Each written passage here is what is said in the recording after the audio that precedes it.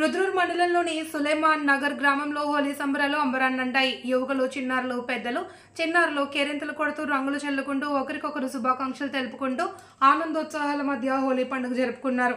హోలీ అంటే చెడుని మంచి గెలిచిన రోజు అని, ఆ రోజున మంచి గెలుస్తుంది అని, దానికి హోలీ అనే నిజమైన ప్రతీక అని స్థానికులు చెప్పారు. దీనికి ముందు రోజు కమదనం నిర్వహించారు.